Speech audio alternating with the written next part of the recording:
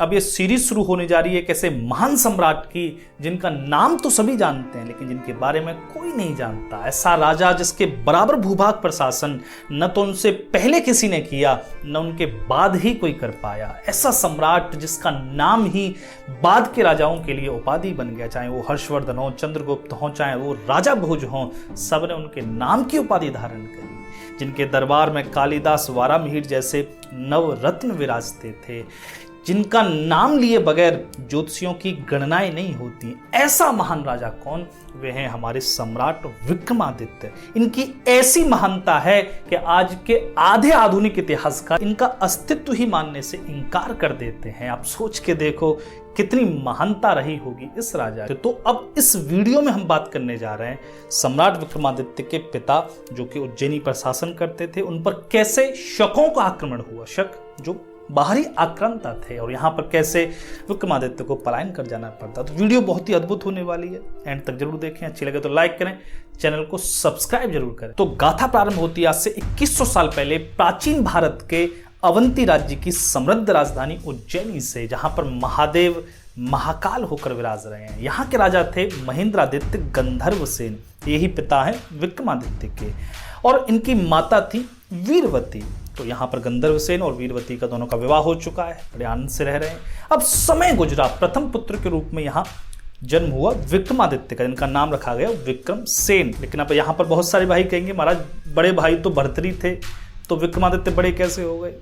तो लोक कथाओं में भर्तृहरि को बड़ा बताया जाता है, इनकी चर्चा मैं और विस्तार से आगे करूंगा। लेकिन ऐतिहासिक तथ्यों के अनुसार विक्रमादित्य बड़े थे, लेकिन भर्तृहरि का शासन उज्जैन पर रहता है। एक समय ऐसा आया 7-8 वर्ष के लिए विक्रमादित्य उज्जैन छोड़कर चले जाते, तब यहाँ पर भर्तृहरि का शासन रहता। उस समय ही भर्तृहरि उज्जैन को छोड़कर वैराग्य लेते हैं, तो वो सब कथा आगे आएगी। तो अब यहाँ पर विक्रमसेन का जन्म हुआ। ज्योतिषियों ने यहाँ पर काल गणना करी, देखा ग्रह नक्षत्र कैसे हैं जन्म के, तो आश्चर्यचकित रह गए। और उस समय के प्रसिद्ध ज्योतिषी थे आदित्य दास, इन्हीं के पुत्र वारामिहिर बाद में नवरत्नों में से एक बनते विक्रमादित्य के। तो आदित्य दास जब ग्रह नक्षत्रों का विश्लेषण करने लगे तो आश्चर्य आने लगा। सामने बैठे हैं गंधर्वसेन। गंधर्वसेन ने देखा, आचार्य आपके माथे पर आश्चर्य की लकीरें कैसी, क्या है कुंडली में? तब यहाँ पर आदित्य दास बोले, महाराज आपका पुत्र चक्रवर्ती सम्राट बनेगा। न तो कोई भूत में ऐसा हुआ, न कोई भविष्य में ऐसा हो पाएगा, ऐसा राजा बनेगा। ये बात सुनकर गंधर्वसेन बड़े प्रसन्न हुए। यहाँ पर गंधर्वसेन बोले, आचार्य अगर मेरे वश में होता तो ये वाक्य उच्चारण के लिए मैं आपकी जिह्वा को सोने से मढ़ देता। आपने क्या बात कही है, लेकिन मेरा आपको देखकर हृदय बैठा जा रहा है, क्योंकि आश्चर्य के अतिरिक्त आपकी बेचैनी भी माथे पर झलक रही है। वो बताइए जो आप मुझे बताना नहीं चाहते। तब यहाँ पर आदित्य दास बोले, महाराज पुत्र के ग्रह नक्षत्र पिता के लिए भारी हैं। महादेव की कृपा हो कि आप अपने पुत्र की जय जयकार देख पाए। ये सुनकर समझ गए गंधर्वसेन के आदित्य दास क्या कहना चाह रहे, क्योंकि आदित्य दास की गणना कभी विफल नहीं होती थी, लेकिन मन में एक सुकून था कि मेरा पुत्र चक्रवर्ती बनेगा। अब यहाँ पर वो समय, वो दुर्भाग्य का दिन उपस्थित होता है जब शकों के राजा नहपान का एक दूत उज्जैनी में पहुंचता है। अब थोड़ी सी बात मैं यहाँ पर शकों की करूंगा। ये शक कौन सी बला है? शक वास्तव में विदेशी आक्रांता थे। जैसे भारत पर बहुत सारे विदेशी आक्रमण हुए, पहले ग्रीक से यहाँ सिकंदर आया था, फिर ये शक आए, फिर पहलव, कुषाण, हूण, और उसके बाद इस्लामिक यहाँ पर आक्रमण होता है, फिर अंग्रेजों ने आक्रमण किया। तो ये सभी विदेशी आक्रांता थे।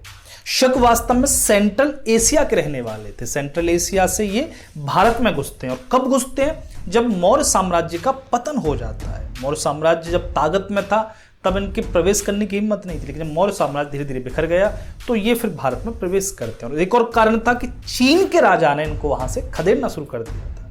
अगर आप सीथियंस का, इन शकों का, इनके चरम का जो मैप है वो देखोगे, इन्होंने कैसा राज किया, तो आप देखोगे कि बहुत बड़े भूभाग पर शकों का राज्य था। लेकिन शक अब भारत में घुस चुके हैं। पहला राजा माओस, जिसने गांधार पर अधिकार किया भारत में, उसके सिक्के भी मिले हैं। उस सिक्कों पर महादेव की छवि प्राप्त होती है। इससे पता चलता है कि माओस भगवान महादेव का भक्त था। शक इस मामले में, धर्म के मामले में ऐसे ही रहे, मतलब धीरे धीरे जब भारत में प्रवेश करते गए तो कोई शक राजा यहाँ शिव भक्त था, कोई बौद्ध हो गया, कोई जैनी हो गया, तो शक धीरे धीरे हमें मिलते चले गए। इसलिए ज़्यादा इनसे ऊधम नहीं करना पड़ा धर्म के मामले में।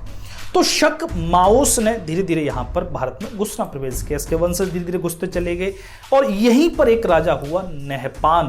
नहपान बड़ा ही क्रूर कह लो और एक आक्रामक प्रकृति का राजा था, जिसने उत्तर भारत को रौंद दिया। उत्तर भारत के मथुरा तक, मथुरा को सूरसेन कहा जाता था उस समय, सूरसेन राजा था, यहां तक उसने अपना छत्रप नियुक्त कर दिया। और इससे आगे जो भी कौशल, मगध, कुरु, पांचाल थे, वहां के राजा संधि में बन गए, मतलब वे अपना खजाना यहाँ नहपान को पहुंचाने लगे। तो नहपान एक बड़ा ही शक्तिशाली यहाँ राजा बन के उभरा। अब नहपान की जो दृष्टि है वो थी दक्षिण भारत पर, लेकिन दक्षिण भारत का जो रास्ता जाता था वो जाता था यहाँ उज्जैनी से। अब उज्जैनी को जीतना जरूरी था, तो इसलिए उज्जैनी में उसने अपना दूत भेजा। नहपान के बारे में भी आपको मैं बता दूं कि आधे इतिहासकार ये कहते हैं कि नहपान को हराया था सातवाहन जो डायनेस्टी थी उसके राजा गौतमी पुत्र सतकर्णी ने, लेकिन जो आधे इतिहासकार कहते हैं सतकर्णी और नहपान के बीच 1 सदी का अंतर है और ये 1 सदी पहले इसको विक्रमादित्य ने हराया था।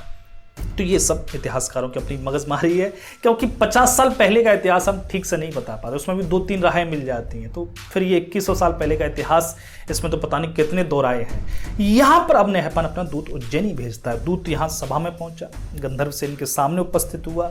दूत ने यहाँ महाराज गंधर्व सेन के सामने वो मंजूषा रखी। मंजूषा एक पिटारी टाइप होती है और यहाँ दूत महाराज से बोला, महाराज, हमारे महाराज ने आपके लिए एक मंजूषा उपहार भेजा है, ये आपके लिए है और इसका प्रत्युत्तर लेकर ही लौटना है, मुझे यही आज्ञा मिली है। महाराज गंधर्व सेन भी देख रहे हैं। तब दूत ने वो मंजूषा यहाँ महाअमात्य विष्णुदत्त को दी। मैं आपको थोड़ा सा और बताऊं, गंधर्व सेन की सभा में बड़े अद्भुत अद्भुत रत्न थे, जैसे ये महाअमात्य विष्णुदत्त थे। इनको मानो जैसे ये चाणक्य थे उज्जैनी के। चाणक्य में जो तीक्ष्ण बुद्धि थी वो विष्णुदत्त में उपस्थित थी। तो विष्णुदत्त थे, सुदर्शन थे, शिवसेन थे और जो मुख्य सेनापति थे गंधर्व सेन के वो थे वीरभद्र, जिनको भैरव भी कहा जाता था। वीरभद्र ने उज्जैनी के लिए इतने युद्ध लड़े थे कि उन युद्धों में प्राप्त घावों के चिन्ह वो आज भी उनके शरीर पर प्रदर्शित होते थे। मतलब इतना शौर्य रहा और ये ऐसे लड़ते थे युद्ध भूमि में कि इनका नाम ही भैरव पड़ गया। बाद में विक्रमादित्य ने इन्हीं के नाम पर भैरव सेना बनाई थी। तब वहां पर उस दूत ने वो मंजूषा यहाँ महामात्य विष्णुदत्त को दी। जैसे विष्णुदत्त ने वो पिटारी खोली, वो मंजूषा खोली, उसमें कटार थी और एक पत्र था साथ में। जैसे ही पत्र पर दृष्टि पड़ी, पत्र को पढ़ते जा रहे हैं और पढ़ते पढ़ते पढ़ते यहाँ विष्णुदत्त की त्योरियां चढ़ने लगी, भ्रकुटियां तन गई। ये गंधर्व सेन देख रहे हैं। गंधर्व सेन बोले, अमात्य, इसमें ऐसा क्या है पत्र में कि आपकी भ्रकुटियों पर क्रोध की पतंचा चढ़ गई, हमें बताओ तो सही। तब यहाँ पर अपने क्रोध को संयत करते हुए विष्णुदत्त बोले, महाराज, युद्ध का निमंत्रण है। गंधर्व सेन मुस्कुराते हुए बोले, अमात्य, एक राजा अपने जन्म के साथ ही अपने भाग्य में युद्ध के निमंत्रण लेकर ही पैदा होता है और एक राजा को आमंत्रित करने की सामर्थ्य भी केवल युद्ध भूमि ही रखती है। तो इस रणक्रीड़ा में कैसा भय, लेकिन मुझे आपकी इन त्योरियों में कुछ और भी दिख रहा है। इस पत्र को उच्च स्वर से पूरी सभा को सुनाइए, क्या है इसमें। तब यहाँ पर अनमने भाव से विष्णुदत्त उस पत्र को पढ़ते हैं। उस पत्र में बड़े ही विचित्र भीभत्स शब्द थे। यहां विष्णुदत्त ने वो पत्र पढ़ना शुरू किया। पत्र में क्या था, यहां पर नहपान कह रहा है गंधर्व सेन से, महाराज, मैंने आपके लिए कटारी भेजी है। इस कटारी की धार ऐसी है कि एक ही बार में गर्दन अलग कर देती है। अगर आप अपने प्रियजन और अपनी प्रजा के प्राण बचाना चाहते हैं तो अपनी गर्दन काटकर इस दूत के हाथों मंजूषा में रखकर भिजवा दीजिए, अन्यथा उज्जैनी में स्वानों के अतिरिक्त कोई रोने वाला नहीं बचेगा। ये बात इतनी भयावह थी कि सभी सन्न रह गए। गंधर्व सेन को भी मानो क्रोध आया, लेकिन वे राजा थे, राजा को अपने क्रोध छिपाने पड़ते हैं। तब गंधर्व सेन यहाँ पर अपने क्रोध को संयत करते हुए उस दूत से बोले, दूत, तुम्हारा संदेश हम तक पहुंच गया, तुम अब जा सकते हो। लेकिन दूत भी बड़ा ही धूर्त किस्म का व्यक्ति था। दूत बोला, महाराज, मेरा प्रत्युत्तर क्या है, मैं खाली मंजूषा लेके जाऊं या फिर आपका सिर। ये बात बड़ी ही कुटिलपूर्ण थी और कुटिलपूर्ण हंसी से ही वो दूत ने कही थी। क्यों, दूत जानता था भारत के राजा दूत को मारते नहीं और उसके पीछे इतना बड़ा राजा बैठा हुआ है। लेकिन ये बात सभी ने सहन कर ली, वीरभद्र से सहन नहीं हुई। वीरभद्र अपने आसन से खड़े हुए और कोई कुछ समझता उससे पहले उन्होंने अपनी कटार से उस दूत की 4 उंगलियां काट देनी और उस दूत की गर्दन पकड़कर यहाँ वीरभद्र बोले, यही तुम्हारे राजा के लिए प्रत्युत्तर है उज्जैनी से, और अपने राजा से कहना कि उज्जैनी तत्पर खड़ी है शकों के सर काटकर महादेव को चढ़ाने के लिए। यहाँ पर दूत तो बेचारा वैसे कप गया कि अब मार भी देंगे ये, तो दूत वहां से निकलकर भाग गया। अब यहाँ पर गंधर्वसेन समझ गए कि युद्ध अवश्यंभावी हो गया है। तब वीरभद्र को आज्ञा दी, भैरव युद्ध के लिए सेना तत्पर करो, पूरे ही राज्य में युद्ध काल घोषित कर दिया जाए। शकों के मार्ग में जितने भी खेत पड़े उन सब की फसलें काट कर खेतों को खाली कर दो, एक दाना भी उज्जैनी का उन शकों को प्राप्त न हो जाए। उनके मार्ग में पड़ने वाले कुएं, सरोवर, तालाब सब में विष घुलवा दो, एक बूंद भी वे यहाँ की पीने न पाए। युद्ध जितना युद्ध भूमि में लड़ा जाता था उससे पहले भी उतना ही लड़ा जाता था और मनोविज्ञान के तौर पर भी लड़ा जाता था। यहाँ शक राजा नहपान ने जो कटारी भेजी थी, जो पत्र भेजा था, वो एक मनोविज्ञान था। ये एक ऐसा भय था, राजा को भय बिल्कुल न लगे, लेकिन इस वाक्या से, इस घटना से सेना में भय व्याप्त हो जाता था, जो बाद में फिर विक्रमादित्य ने उल्टा शकों के साथ किया था। अब यहाँ पर पूरा अवंती राज्य ही युद्ध की तैयारियों में जुट गया। यह सेना कितनी है?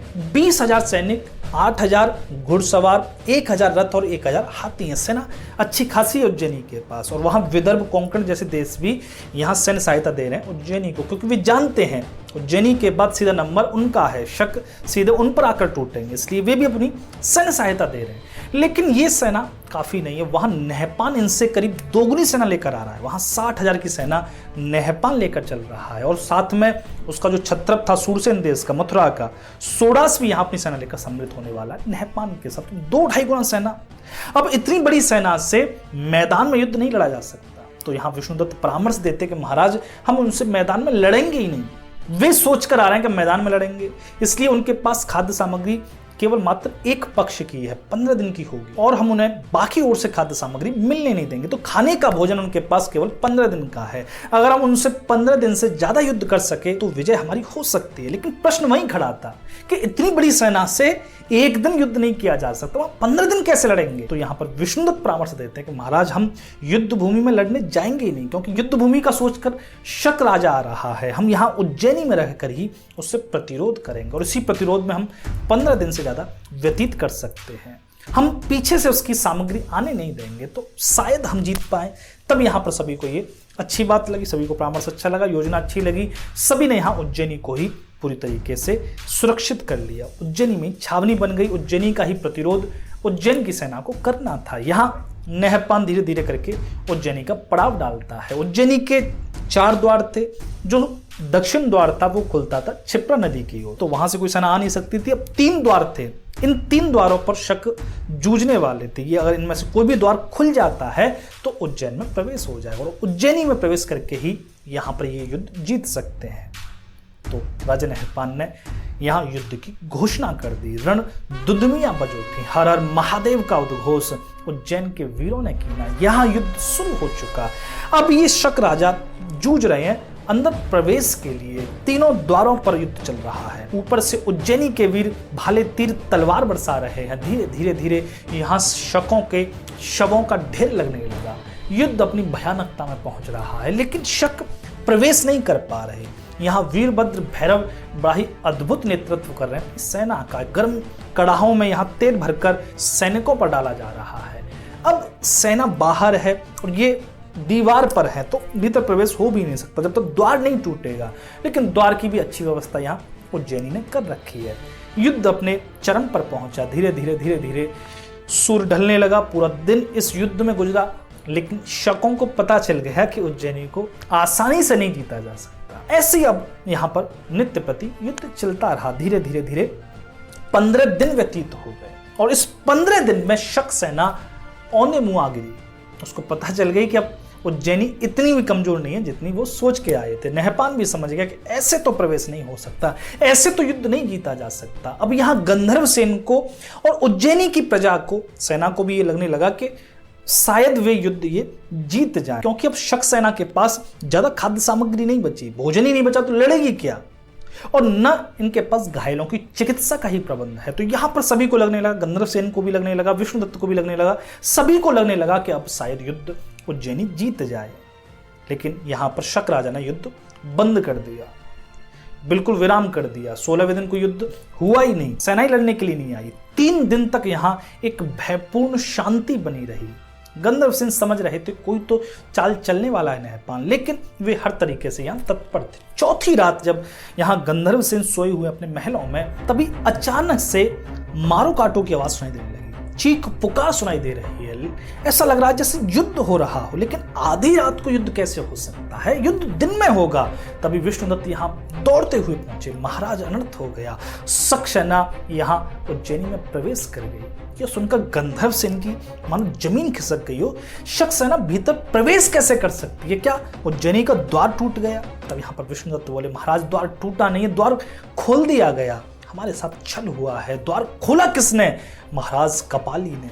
ये कपाली कौन है? ये कपाली एक ऐसा व्यक्ति था, धूर्त व्यक्ति था, जिसको देश निकाला दे दिया था महाराज गंधर्वसेन ने। देश निकाला दे दिया 1 साल के लिए, तो ये वहां पर साठगांठ शक राजा से करके आया, और जब लौट के आया तो अवधूत बन के लौटा। अब यहां पर अवधूत बन के उज्जैनी में रह रहा है, तो यहां पर प्रजा को भी विश्वास हो गया। लेकिन जब इसने देखा कि 15 दिन हो गए शक राजा भीतर प्रवेश नहीं कर पा रहा, शक सेना भीतर प्रवेश नहीं कर पा रही, तो उसने एक अनुष्ठान किया और यहां पर सभी को कहा कि मैं उज्जैनी की विजय के लिए अनुष्ठान कर रहा हूं। रात में अनुष्ठान किया, अवधूत रात में अनुष्ठान करते हैं, और उसके बाद इसने प्रसाद पूर्वी द्वार के सैनिकों को खिला दिया, जो द्वारपाल थे वहां के, उनको खिला दिया। उनको भी विश्वास था कपाली पर, क्योंकि कपाली उज्जैन का है, तो ये अपने साथ तो धोखा नहीं कर सकता। लेकिन उस प्रसाद में विष था। यहां पर सभी द्वारपाल मूर्छित हो गए। बस क्या था, इस कपाली ने अपने संघ के साथ मिलकर वो द्वार खोल दिया। यहाँ शक सैनिक उज्जैनी में टूट पड़े, भयंकर द्वंद्व होने लगा। धीरे धीरे धीरे करके यहाँ पर पूर्व पश्चिम उत्तर तीनों द्वार खोल दिए गए। तीनों द्वारों पर यहाँ उज्जैन और शक सेना आपस में जूझ रही है। विष्णुदत्त बोले, महाराज गजब हो गया। गंधर्वसेन बोले, लेकिन वीरभद्र कहाँ है? तब यहाँ पर विष्णुदत्त बोले, महाराज वीरभद्र पूर्वी द्वार पर जूझ रहा है। वीरभद्र अनुज था यहाँ विष्णुदत्त का छोटा भाई था वीरभद्र। तब यहाँ पर गंधर्वसेन भी तत्पर होते हैं, अपना रथ लेकर निकलते हैं, पश्चिमी द्वार पर जाकर डट जाते हैं। पश्चिमी द्वार पर यहाँ गंधर्वसेन बड़ा ही जोर का युद्ध कर रहे हैं। धीरे धीरे धीरे धीरे यहाँ पर शवों के ढेर लगते जा रहे हैं।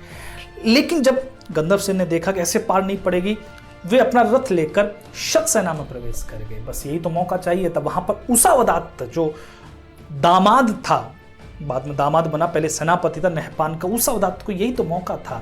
उषावदात ने अपना भाला लेना और ऐसा वार किया कि महाराज यहाँ गंधर्वसेन के सीधे छाती को आर पार करेंगे। ये जब दृश्य विष्णुदत्त ने देखा, विष्णुदत्त का भी हृदय बैठ गया। दौड़कर पहुंचे यहाँ पर महाराज गंधर्वसेन को अपनी गोदी में लेना।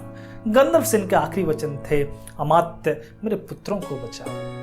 अब या तो विष्णुदत्त यहाँ लड़ सकते हैं, लड़कर वीरगति प्राप्त कर सकते हैं, वे शूरवीर थे, लड़कर वीरगति प्राप्त कर जाएंगे, लेकिन राज कर्तव्य निष्ठा तो यही कहती है कि राजकुमारों को बचाया जाए। तब यहाँ पर विष्णुदत्त पीछे लौटते हैं और महारानी के महल में पहुंचते हैं। महारानी इंतजार में थी, क्या सूचना आए, क्या सूचना आए। तब यहाँ पर जाकर विष्णुदत्त बिलख पड़े, महारानी उज्जैनी अनाथ हो गई, हमारे महाराज वीरगति को प्राप्त हो गई। ये सुनकर वीरवती, महारानी वीरवती पत्थर की तरह मानो खड़ी रह गई। ये विष्णुदत्त देख रहे हैं। विष्णुदत्त यहाँ पर महारानी से बोले, महारानी आपका शोक जायज है, लेकिन आपके पुत्रों की रक्षा करना हमारा परम कर्तव्य है, अपने पुत्रों के लिए सोचिए। तब यहाँ पर अपने पति के शोक को किनारे करके महारानी वीरवती अपने पुत्रों को लेकर विष्णुदत्त के साथ निकलती हैं। दक्षिण द्वार जो पीछे नदी की ओर खुलता था, वही एक द्वार था जहां से निकला जा सकता था। तो यहाँ पर विष्णुदत्त अपनी पत्नी और उनकी एक पुत्री थी वासिष्ठी, उसको भी लेकर निकलते हैं। तो ये सब निकलते, वहां नावें पहले से तैयार तत्पर खड़ी हुई थी, क्योंकि ये सब योजना पहले से थी, कैसे भी राज परिवार को बचाकर तो निकाला ही जाएगा। यहाँ पर विक्रमादित्य 5 वर्ष के हैं और जो भर्तरी हैं वो 1 वर्ष के हैं। तो दोनों पुत्रों को लेकर यहाँ पर महारानी वीरवती नाव में बैठती हैं। विष्णुदत्त अपनी पत्नी और पुत्री के साथ भी उस नाव में विराजते हैं। धीरे धीरे नाव उस उज्जैनी से दूर जा रही है।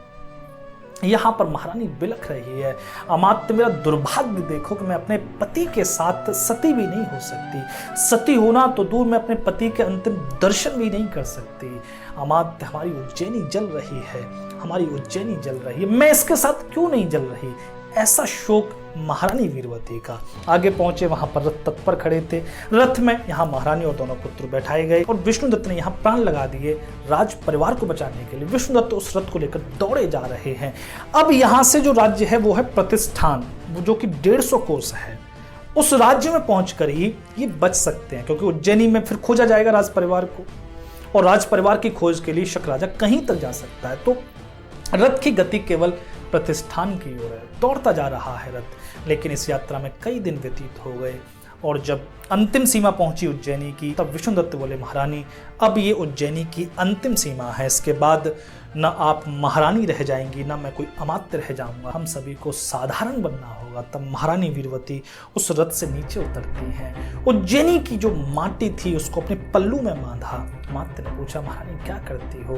तब यहाँ महारानी वीरवती बोली, अमात्य मैं इस उज्जैनी की माटी को ले जा रही हूँ, क्योंकि इसको दोबारा देखने का सौभाग्य न जाने कब प्राप्त होगा, और मैं इस माटी को इसलिए ले जा रही हूँ ताकि मेरे पुत्रों को ये आभास बना रहे, ये मेरे पुत्रों को स्मरण बना रहे कि उनका अस्तित्व कहाँ से है। यहाँ पर वीरवती ने वो माटी अपने पल्लू में बांधी। अमात्य विष्णुदत्त यहाँ महारानी वीरवती से बोले, महारानी मैं आपको वचन देता हूँ, एक दिन उज्जैनी आपके पुत्रों का कौतुक देखेगी, मैं आपको वचन देता हूँ। यहाँ पर अब आगे निकलते हैं अमात्य और महारानी वीरवती अपने पुत्रों को लेकर। अगली वीडियो में हम बात करेंगे कि कैसे यहाँ पर सम्राट विक्रमादित्य उज्जैनी को फिर दोबारा से प्राप्त करते हैं। बड़ी अद्भुत वो गाथा होने वाली है, इसलिए अगली वीडियो जरूर देखें और art of war Kuku FM पर इस ऑडियो बुक को भी जरूर सुनें। आपको बहुत ही अद्भुत युद्ध नीतियों के बारे में इस ऑडियो बुक में जानने को मिलेगा। यहाँ तक इस वीडियो को आपने सुना, इसके लिए हृदय से धन्यवाद। जय श्री राम, हर हर महादेव।